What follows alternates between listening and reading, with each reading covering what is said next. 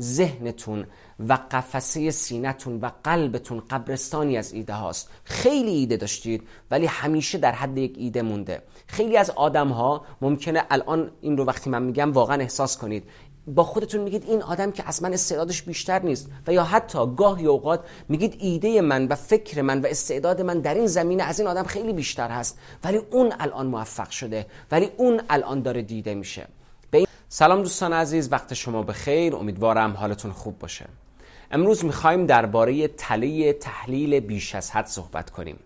تحلیل کردن خیلی خوبه، فکر کردن خیلی خوبه.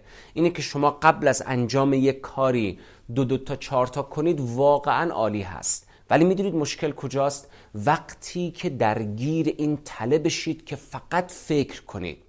فکر کردن قبل از انجام کار بی نهایت خوب هست، ولی وقتی فقط در چرخه فکر بیفتید بی نهایت بد هست. خیلی از آدم ها چرا به موفقیت نمیرسن؟ چرا میخوان به چیزهایی دسترسی پیدا کنن ولی نمیتونن به اونها دسترسی پیدا کنن؟ چون درگیر این تله سمی شدند. عموما در حال تحلیل کردن با خودشون هستند، میدونن چه کاری رو باید انجام بدن ولی انقدری درباره اون فکر میکنن و سناریوهای مختلفی رو پیش بینی میکنن، سناریوی شکست، سناریویی که نمیدونم ممکنه اتفاقی خوب پیش نره، و یا سناریویی که در اون میخواد بهترین خودش رو به نمایش بذاره. تمام اینها به مرور یک چیز رو به ما انتقال میدن: عادت فقط تحلیل کردن، عادت فقط فکر کردن. وقتی شما درگیر این موضوع بشید یهویی چشم باز میکنید و میبینید دویدید آخرش هم به هیچ چیزی نرسیدید. میشید انسانهایی که ذهنتون و قفسه سینه‌تون و قلبتون قبرستانی از ایده هاست. خیلی ایده داشتید ولی همیشه در حد یک ایده مونده. خیلی از آدم ها ممکنه الان این رو وقتی من میگم واقعا احساس کنید، با خودتون میگید این آدم که از من استعدادش بیشتر نیست، و یا حتی گاهی اوقات میگید ایده من و فکر من و استعداد من در این زمینه از این آدم خیلی بیشتر هست، ولی اون الان موفق شده، ولی اون الان داره دیده میشه. به این دلیلی هست که شما درگیر تله تحلیل بیش از حد هستید، با خودتون خیلی فکر میکنید. میخوام بهتون بگم شرکت نایکی یک شعار خیلی جالبی داره. شعارش اینه Just do it. یک تیک هم هست Just do it، یعنی فقط انجامش بدید. گاهی اوقات فقط مهم اینه که انجام بدید. منتظر این نمونید که اون چشمانداز و اون پلان و اون برنامه برای شما دقیق و کامل بشه و بعد شما بخواید اون کار رو انجام بدید. این اتفاق هیچ وقت نمیفته. طبیعت ذاتاً آهسته و پیوسته به سمت جلو میره. شما باید به آهستگی و پیوستگی به سمت و سوی موفقیت برید. در این مسیر آهسته و پیوسته کلی چیز باید یاد بگیرید. شما از کجا اونها رو یاد میگیرید؟ اشتباه کردنها. وقتی هر بار شما یک کاری رو شروع میکنید به انجام دادن، خیلی چیزها رو در خود کار یاد میگیرید. شما فکر میکنید باید من قبل از این که کاری رو شروع کنم تمام جوانب رو بسنجم، ولی هیچ وقت این اتفاق نمیفته. شما باید شروع کنید به انجام کاری و آهسته میبینید در خلال انجام دادن اون کار کلی چیز رو شما یاد میگیرید. الان میخوام بهتون بگم چه چیزهایی باعث میشه ما درگیر این فکر بیش از حد و تله تحلیل بیش از حد بشیم. یک، خیلی از آدم‌ها به خاطر ترس از شکست انقدر فکر میکنن تا تمام سوراخ‌هایی که ممکنه باعث شکستشون بشه رو ببندن، ولی این تمومی نداره. به همین دلیل یک عمر با ایده‌های خودش فقط زندگی میکنه بدون این رو که کاری رو انجام بده و بدون این که شکست بخوره و بدون این رو که بخواد موفقیت رو به دست بیاره. دومین دسته آدم ها کسانی که خیلی به دنبال پرفکشنیست بودن هستن، دنبال کامل بودن، دنبال اینه که فقط باید من بهترین باشم و هیچ عیب و نقصی وجود نداشته باشه. و شما میدونید همه چیز را همگان دانند و همگان از مادر نزاییدند هنوز. پس نمیشه که شما کاری رو انجام بدید که مولای درزش نره و از همون دفعه اول بهترین باشه. پس وقتی افراد یک از شکست میترسن و دو فقط میخوان بهترین باشن از همون دفعه اول، اینها محکوم هستن به درگیری در تله تحلیل بیش از حد و فقط فکر میکنن. میخوام بهتون یکی دو تا راهکار بدم چی کار کنید که از این تله بیاین بیرون.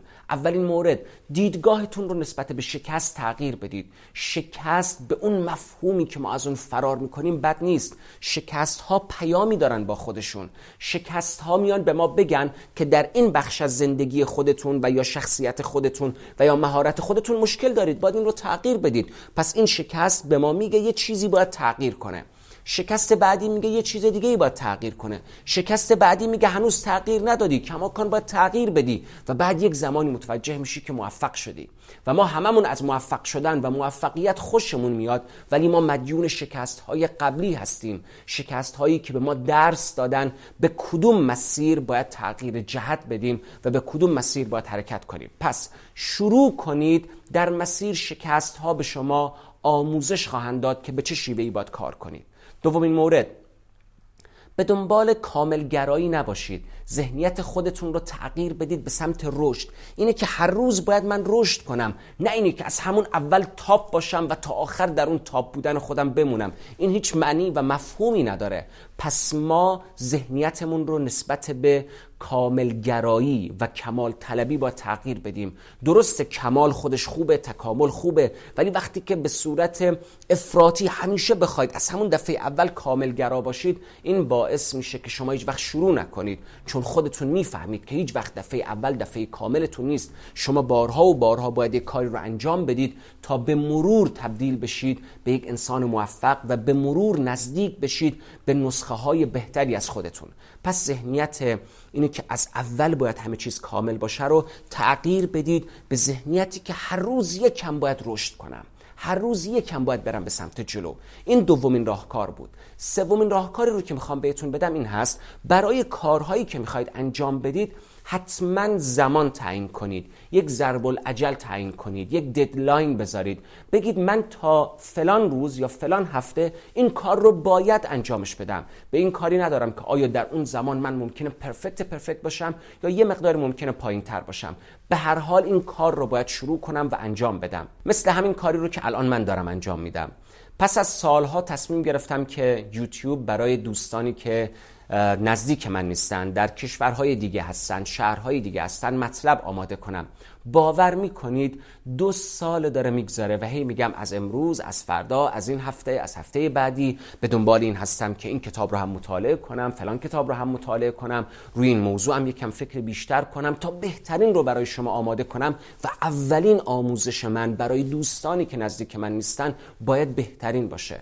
بعد متوجه شدم که این یک باگ، یک باطلاق هست، یک تلس که خود من هم دارم درگیرش میشم. به همین دلیل همین الان که ساعت تقریباً 10 دقیقه به 9 شب هست، دارم این ضبط رو برای شما انجام میدم تا هر جایی که هستید ببینید و از این موضوع درس بگیرید. نیازی نیست خیلی از اشتباهات رو شما هم تکرار کنید، شما از اشتباهات بقیه درس بگیرید.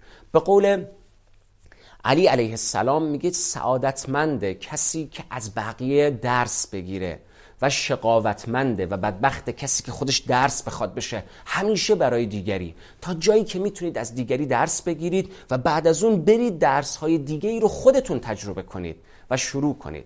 پس سومین پارامتری هم که بهتون گفتم این موضوع هست. برای خودتون ددلاین، ضرب العجل و یک وقت تعیین کنید و برید کاری رو که میخواید انجام بدید.